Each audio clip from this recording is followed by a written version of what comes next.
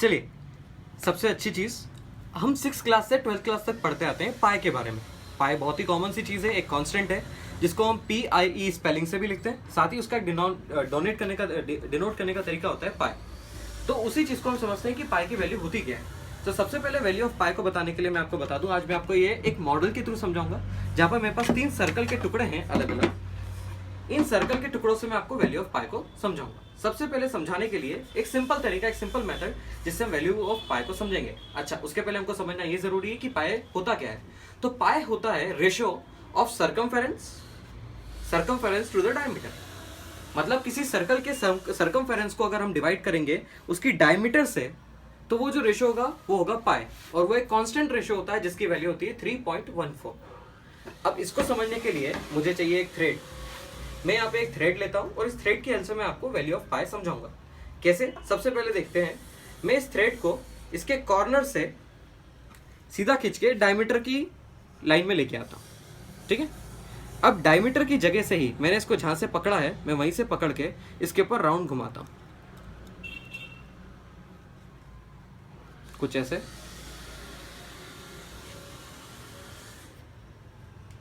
और जहां तक ये कंप्लीट राउंड कंप्लीट हो जाता है, मैं इस थ्रेड को वहां तक लेके आता हूं जो कि यहां तक कंप्लीट हो रहा है। मतलब ये क्या है, एक सर्कल को मैंने पूरा थ्रेड से नापा, और नापने के बाद मैंने क्या करा, उसको अलग निकाल लिया साइड से। अब मुझे क्या करना है, इसके ऊपर एक मार्क लगा देना है। तो मैं इसके ऊपर एक मार्क लगा देता हूं जिससे मुझे इसकी वैल्यू का पता चले कि कहां तक ये सर्कल आ रहा है। चलिए एक काम करते हैं, इसे एक बार और नाप लेते हैं।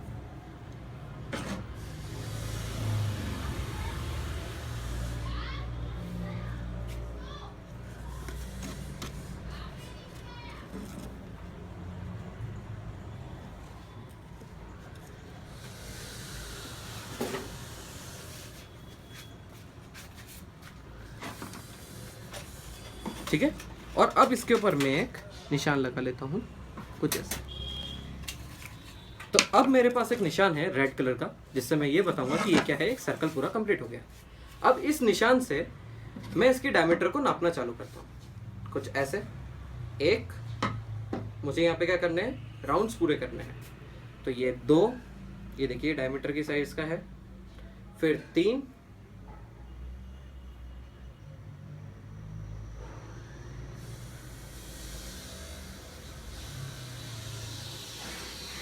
ये 3 बार ये डायमीटर पे कंप्लीट हो गया। अब अगर अपन आगे देखेंगे तो इसमें से सिर्फ इतना ऐसा हिस्सा बाहर निकल रहा है। आप ये रेड कलर का निशान भी देख सकते हैं। मैं इसको कट कर देता हूं, कुछ ऐसे।